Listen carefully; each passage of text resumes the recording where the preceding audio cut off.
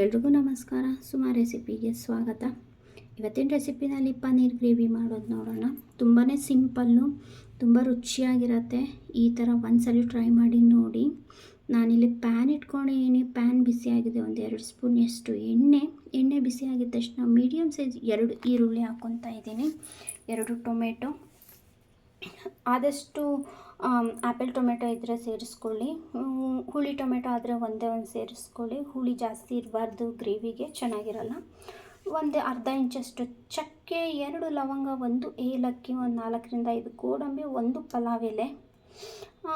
ಗೋಡಂಬಿ ತಿಕ್ನೆಸ್ಗೆ ನೀವು ಎಷ್ಟು ಬೇಕೋ ಅಷ್ಟು ಹಾಕ್ಕೊಳ್ಳಿ. ಚೆನ್ನಾಗಿರುತ್ತೆ ಗ್ರೇವಿ, ಇನ್ನೂ ರಿಚ್ಚಾಗಿ ಟೇಸ್ಟಿಯಾಗಿರುತ್ತೆ.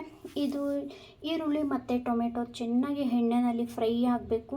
ಎಣ್ಣೆಯಲ್ಲಿ ಚೆನ್ನಾಗಿ ಬೆಂದರೆ ಗ್ರೇವಿ ತುಂಬ ಟೇಸ್ಟಿಯಾಗಿರುತ್ತೆ. ನೋಡಿ, ಈ ಥರ ಬೆಂದ್ಕೊಂಡ್ರೆ ಸಾಕು. ಹುರಿದಿಟ್ಕೊಂಡಿರೋಂಥ ಮಸಾಲೆನ ನಾನು ಮಿಕ್ಸಿ ಜಾರ್ಗೆ ಹಾಕ್ಕೊತಾ ಇದ್ದೀನಿ.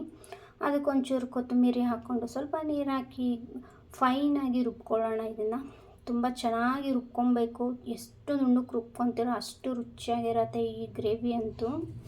ನಾನಿಲ್ಲಿ ಬಾಣಲಿ ಇಟ್ಕೊಂಡಿದ್ದೀನಿ. 1-2 ಸ್ಪೂನ್ ಎಣ್ಣೆ ಹಾಕ್ಕೊಂಡು, ಎಣ್ಣೆ ಬಿಸಿ ಆದಮೇಲೆ 1 ಮೀಡಿಯಮ್ ಸೈಜು ಈರುಳ್ಳಿ ಹಸಿ ವಾಸನೆ ಹೋಗೋವರೆಗೂ ಚೆನ್ನಾಗಿ ಎಣ್ಣೆಯಲ್ಲಿ ಹುರ್ಕೊಳ್ಳೋಣ. ಸ್ವಲ್ಪ ಅರಿಶಿನ, 1 ಸ್ಪೂನಷ್ಟು ಮಟನ್ ಮಸಾಲ ಇಲ್ಲಾಂದರೆ ಚಿಕನ್ ಮಸಾಲ ಹಾಕ್ಕೊಳ್ಳಿ. 1 ಸ್ಪೂನಷ್ಟು ಹಚ್ಚ ಖಾರದ ಪುಡಿ, 1 ಸ್ಪೂನಷ್ಟು ಧನಿಯಾ ಪುಡಿ. ನಿಮಗೆ ಖಾರಕ್ಕೆ ಎಷ್ಟು ಬೇಕೋ ಅಷ್ಟು ಹಾಕ್ಕೊಳ್ಳಿ. ಹಚ್ಚ ಖಾರದ ಪುಡಿ ಇಷ್ಟೇ ಸಾಕು. ನೀವು ಜಾಸ್ತಿ ಇದು ಲೋ ಫ್ಲೇಮಲ್ಲಿ ಇಟ್ಕೊಂಡು ಮಸಾಲೆ ಹಾಕ್ಕೊಂಡು ಚೆನ್ನಾಗಿ ಫ್ರೈ ಮಾಡ್ಕೊಳ್ಳಿ. ಹೈ ಫ್ಲೇಮಲ್ಲಿ ಇಟ್ಕೊಂಡಿದ್ರೆ ಬೇಗನೆ ಕಪ್ಪಗಾಗ್ಬಿಡುತ್ತೆ. ಇಮಿಡಿಯೇಟಾಗಿ ನಾನು ಇದು ರುಬ್ಬಿಟ್ಕೊಂಡಿರೋಂಥ ಮಸಾಲೆ ಹಾಕ್ಕೊಂಡು ಒಂದೊಳ್ಳೆ ಮಿಕ್ಸ್ ಕೊಡ್ತೀನಿ.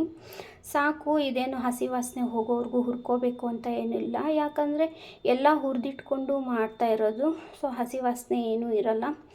ಎಷ್ಟು ಬೇಕೋ ಅಷ್ಟು ನೀರು ಸೇರಿಸ್ಕೊಳ್ಳಿ. ನೀವು ಗೋಡಂಬಿ ಇಲ್ಲ ಅಂತ ಹೇಳಿದರೆ ಫ್ರೆಶ್ ಕ್ರೀಮ್ ಕೂಡ ಹಾಕ್ಕೋಬೋದು, ಅದು ಚೆನ್ನಾಗೇ ಇರುತ್ತೆ. ಆದರೆ ನಾನು ಜಾಸ್ತಿ ಪ್ರಿಫರ್ ಮಾಡೋದು ಗೋಡಂಬಿ. ಅದರಲ್ಲ ಫ್ರೆಶ್ ಕ್ರೀಮಲ್ಲಾದರೆ ಸ್ವಲ್ಪ ಪ್ರಿಸರ್ವೇಟಿವ್ ಇರುತ್ತೆ. ಮಸಾಲೆ ಕುದೀತಾ ಇರೋ ಟೈಮಲ್ಲಿ ನಾನು ಒಂದು ಕಪ್ಪಷ್ಟು ಬಟಾಣಿನ ಬೇಯಿಸಿಟ್ಕೊಂಡಿದ್ದೆ, ಅದನ್ನೇ ಹಾಕ್ಕೊತಾ ಇದ್ದೀನಿ.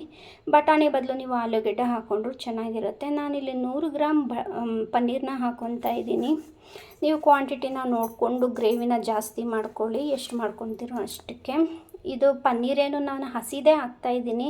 ಕೆಲವು ಫ್ರೈ ಮಾಡಿ ಹಾಕ್ತಾರೆ. ಅದು ಫ್ರೈ ಮಾಡಿ ಹಾಕಿದ್ರೆ ರಬ್ಬರ್ ಥರ ಇರುತ್ತೆ, ಚೆನ್ನಾಗಿರಲ್ಲ. ಸಾಕು, ಈ ಥರ ಮಾಡಿದ್ರೆ ನೀವು ಎಲ್ಲದಕ್ಕೂ ಚೆನ್ನಾಗಿರುತ್ತೆ.